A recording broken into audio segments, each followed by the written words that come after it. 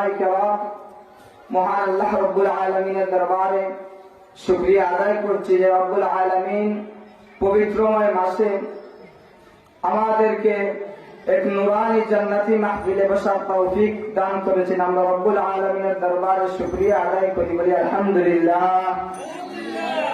হাজিরিন, যেহেতু এটা মাদ্রাসা, এর জন্য আমি সর্বপ্রথম মাদ্রাসার ইতিহাসটা বলি যে আমরা কোথা থেকে মাদ্রাসা পেয়েছি, কোথা থেকে এসেছে, কে শুরু করেছে।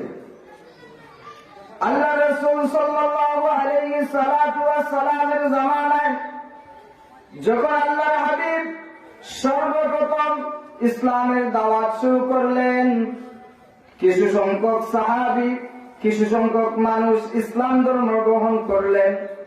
তারপরে কাফির মুশরিকদের, বেঈমান বেদুইনদের নির্যাতন বেড়ে গেল। আল্লাহর হাবিব সাল্লাল্লাহু আলাইহি সাল্লাতু ওয়াস সালাম কঠিন সময়ের মধ্যে একটা সিদ্ধান্ত নিলেন যে আমি সাহাবীদের দিয়ে আর ইসলামের দাওয়াত দেওয়াবো না। আল্লাহর হাবিব নিষেধ করলেন, ও আমার সাহাবীরা, তোমরা আর ইসলামের দাওয়াত দিও না, আমি নিজে ইসলামের দাওয়াত দিব। তখন আল্লাহর হাবিব সাল্লাল্লাহু আলাইহি সাল্লাতু ওয়াস সালাম আরেকটি পদক্ষেপ গ্রহণ করলেন যে আমার সাহাবীদেরকে প্রকাশ্যে আমি ইসলাম শিক্ষা দিতে পারছি না, দ্বীন শিক্ষা দিতে পারছি না, এই সময় কি করতে পারি। আল্লাহর হাবিব সাল্লাল্লাহু আলাইহি সাল্লাতু ওয়াস সালাম একটা ঘর নির্ধারিত করলেন, অর্থাৎ আরকাম রাদিয়াল্লাহু তাআলা আনহুর ঘরটাকে নির্ধারিত করলেন। আল্লাহর হাবিব সাল্লাল্লাহু আলাইহি সাল্লাতু ওয়াস সালাম বললেন, ও আমার সাহাবীরা, তোমরা লুকিয়ে লুকিয়ে আরকাম রাদিয়াল্লাহু তাআলা আনহুর ঘরের মধ্যে যাবে, আর আমি সেখানে গিয়ে তোমাদেরকে ইসলাম শিক্ষা দিব। আরকাম রাদিয়াল্লাহু তাআলা আনহুর ঘরটি ছিল সাফা পাহাড়ের পদদেশে। আল্লাহর হাবিব সাল্লাল্লাহু আলাইহি সাল্লাতু ওয়াস সালাম সিদ্ধান্ত নিলেন এখানে সাহাবীদেরকে ইসলাম শিক্ষা দিবেন, দ্বীন শিক্ষা দিবেন। আল্লাহর হাবিব সাল্লাল্লাহু আলাইহি সাল্লাতু ওয়াস সালাম সর্বপ্রথম এই ঘরের মধ্যে দ্বীন ইসলাম শিক্ষা দেওয়ার সিস্টেম শুরু করলেন। ইসলামের ইতিহাসে, মাদ্রাসার ইতিহাসে দেখা যায় যে আল্লাহর হাবিব সাল্লাল্লাহু আলাইহি সাল্লাতু ওয়াস সালাম এই যে আরকাম রাদিয়াল্লাহু তাআলা আনহুর ঘরের মধ্যে সর্বপ্রথম দ্বীন ইসলাম শিক্ষা দেওয়া শুরু করেছিলেন। ইসলামের ইতিহাসে এসেছে যে এটাই সর্বপ্রথম মাদ্রাসা, এটাই সর্বপ্রথম মাদ্রাসা রাসূল আকরাম সাল্লাল্লাহু আলাইহি সাল্লাতু ওয়াস সালাম শুরু করেছিলেন। এই থেকে আমরা মাদ্রাসা পেয়েছি, আর এখান থেকে নিয়ে 1450 বছর হয়ে গেছে, এখনো মাদ্রাসা আছে, আলহামদুলিল্লাহ। আমরা বলি যে আল্লাহর ঘর মসজিদ, আর রাসূল পাক সাল্লাল্লাহু আলাইহি সাল্লাতু ওয়াস সালামের ঘর হচ্ছে মাদ্রাসা, এটা আমরা বলি। হাজিরিন, তো মাদ্রাসার ইতিহাসটা আমাদেরকে মনে রাখতে হবে, কারণ যেহেতু আমরা এই মাদ্রাসায় পড়ালেখা করতেছি, এটা মনে রাখলে আমাদের কাজে আসবে। 2 নাম্বার হচ্ছে যে এটা কোরআনের মাদ্রাসা। আমরা কোরআন তেলাওয়াত করি, আমরা কোরআন পড়ি। এই কোরআনের পরিচয় কি? এই কোরআন কি? আল্লাহ রাব্বুল আলামিন কেন এই কোরআনকে আমাদের মধ্যে দিলেন? এই যে আমরা কোরআন শরীফকে কোরআন নাম দিয়ে পড়ি, কোরআন নাম দিয়ে সম্বোধন করে বলি যে এটা কোরআন শরীফ, এই কিতাব দিয়ে কোরআন যে আমরা বলি, এটা কোথা থেকে পেয়েছি? আল্লাহ রাব্বুল আলামিন এই কোরআনের সমস্ত পরিচয়গুলা কোরআনের মধ্যে আল্লাহ রাব্বুল আলামিন দিয়ে দিয়েছেন। আমরা যদি দেখি তাহলে বুঝতে পারবো আল্লাহ রাব্বুল আলামিন কত সুন্দর করে কোরআন শরীফের নাম থেকে নিয়ে কেন কোরআন শরীফ নাযিল করলেন। প্রত্যেকটা বিষয় আল্লাহ রাব্বুল আলামিন পরিষ্কারভাবে কোরআন শরীফে দিয়ে দিয়েছেন। এই যে কোরআনের নাম, আল্লাহ রাব্বুল আলামিন ফরমান, বাল হুয়া কুরআনুম মাজিদ। আল্লাহ রাব্বুল আলামিন ফরমান, আল্লাহ রাব্বুল আলামিন নিজেই কোরআন শরীফের নামকরণ করে দিলেন যে এটা কোরআন মাজিদ। এখন যদি আমরা বলি, কোরআনকে যদি আমরা প্রশ্ন করি, ও কোরআন তোমার নাম জানলাম, কোরআন শরীফ আল্লাহ রাব্বুল আলামিন নিজেই নামকরণ করে দিয়েছেন, তুমি কোথা থেকে এসেছো? তুমি এই দুনিয়ার জমিনে আসার আগে কোথায় ছিলে? কোরআন আমাদেরকে জবাব দে। কোরআন বলে ফি লাওহিম মাহফুজ, আমি এই পৃথিবীর জমিনে আসার আগে আমি লাওহে মাহফুজে ছিলাম, বলেন সুবহানাল্লাহ। কুরআন শরীফ লাওহে মাহফুজে ছিল, সেখান থেকে আল্লাহ রাব্বুল আলামিন পৃথিবীর জমিনে নাযিল করেছেন। এখন যদি কোরআনকে প্রশ্ন করি, ও কোরআন বলো, তুমি কার পক্ষ থেকে এই পৃথিবীর জমিনে এসেছো? তাহলে কোরআন জবাব দে, তানজিলুম মির রাব্বিল আলামিন। আমি কোরআন আল্লাহ রাব্বুল আলামিনের পক্ষ থেকে এসেছি, বলেন সুবহানাল্লাহ। আল্লাহ রাব্বুল আলামিনের পক্ষ থেকে এই কোরআন আমাদের মধ্যে এসেছে। এখন যদি আমরা কোরআনকে জিজ্ঞাসা করি, ও কোরআন বলো, যে তোমাকে এই পৃথিবীর জমিনে কে নিয়ে এসেছে, আসার মাধ্যম কি? কোরআন শরীফ জবাব দে, নাযালা বিহির রূহুল আমিন। কোরআন জবাব দিচ্ছে যে রূহুল আমিনের মাধ্যমে আমি এই পৃথিবীর জমিনে এসেছি। কোরআন জবাব দিচ্ছে যে রূহুল আমিনের মাধ্যমে আমি এই পৃথিবীর জমিনে এসেছি। রূহুল আমিন কে? আমরা জানি যে জিবরিল আমিন একজন আছেন। এই জিবরিল আমিনের নাম কোরআন শরীফে এসেছে, জিবরিলও এসেছে এবং রূহুল আমিনও কোরআন শরীফে এসেছে। আল্লাহ রাব্বুল আলামিন নিজেই বলে দিয়েছেন যে রূহুল আমিনের মাধ্যমে এই পৃথিবীর জমিনে আমি কোরআন শরীফ পাঠিয়েছি।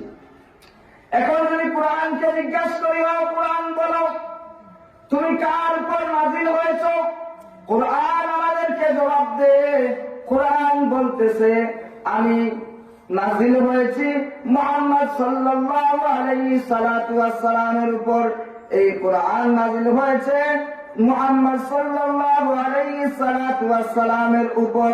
কোরআন শরীফ বলে, নুজিলা আলা মুহাম্মদ, আমি নাযিল হয়েছি মুহাম্মদ সাল্লাল্লাহু আলাইহি সাল্লাতু ওয়াস সালামের উপর। যদি আমি কোরআনকে জিজ্ঞাসা করি, ও কোরআন তুমি কোন মাসে নাযিল হয়েছ? কোরআন আমাদেরকে জবাব দে, আমি নাযিল হয়েছি রমজান মাসে। কোরআন বলে, শাহরু রমাদান আল্লাযী উনজিলা ফীহিল কুরআন। কোরআন আমাদেরকে জবাব দিচ্ছে আমি রমজান মাসে নাযিল হয়েছি। এখন যদি কোরআনকে জিজ্ঞাসা করি, ও কোরআন বলো, ও কোরআন বলো, তুমি রমজান মাসে নাযিল হয়েছো, তাহলে কোন দিন নাযিল হইলা? তুমি রমজান মাসের এক মাসের মধ্যে কোন দিন নাযিল হয়েছো?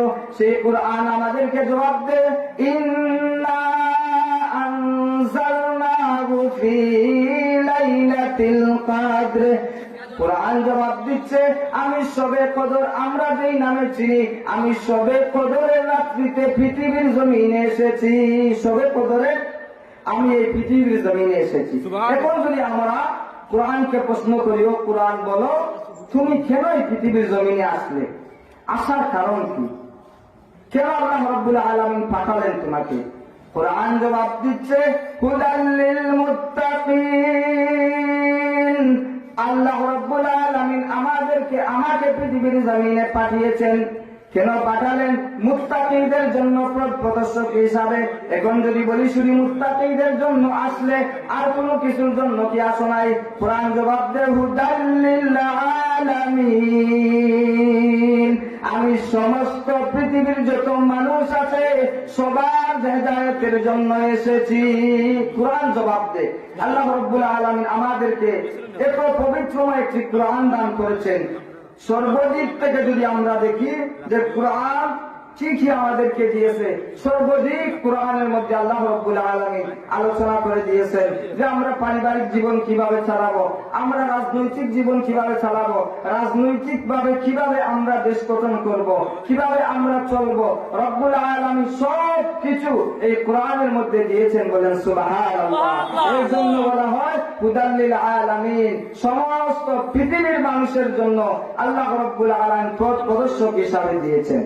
হাজিরিনে কেরাম, যেহেতু এটা মাদ্রাসা, এর জন্য এই দুইটা বিষয় আমি বললাম। আরেকটি কথা বলি, আল্লাহ রাব্বুল আলামিন আমাদেরকে কবুল করেছেন, এর জন্য মাদ্রাসায় এনেছেন। মাদ্রাসায় আমরা এসেছি, আমাদের লক্ষ্য উদ্দেশ্য স্থির করতে হবে।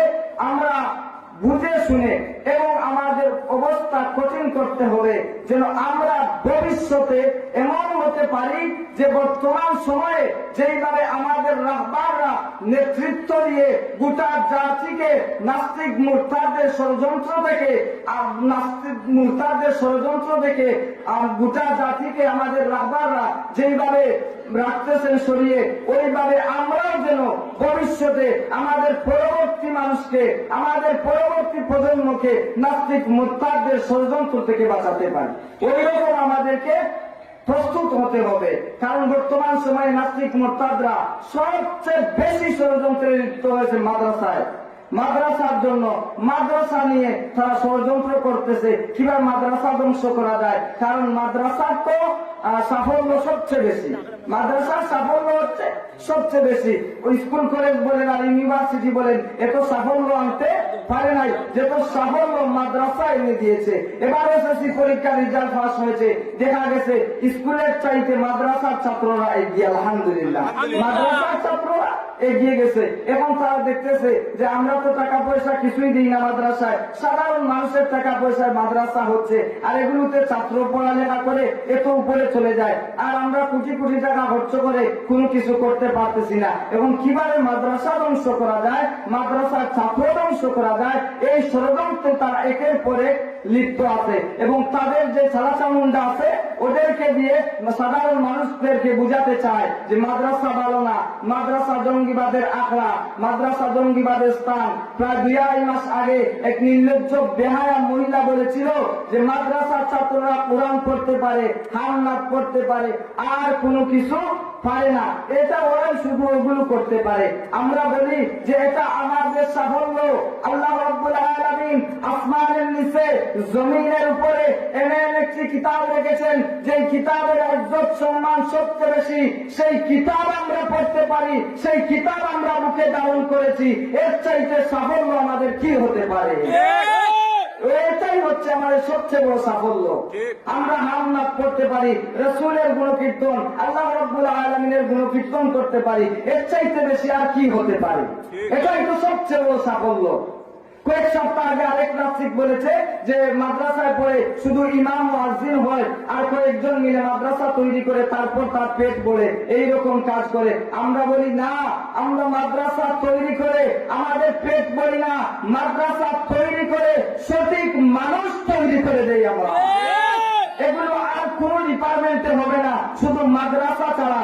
মাদ্রাসাই পারে সঠিক মানুষ তৈরি করে দিতে, মাদ্রাসাই পারে সঠিক মানুষ তৈরি করে দিতে। সেই নাস্তিক বলেছে যে মাদ্রাসায় পড়ে ইমাম হয়, ইমাম তো এটা সাফল্যের বিষয়। কারণ তোমাদের মতো নেতা খেতা যাই বলো না কেন, প্রধানমন্ত্রী রাষ্ট্রপতি পর্যন্ত ইমামের পিছনে নামাজ পড়তে হয়, এর চাইতে সম্মানের জায়গা আর কি হতে পারে?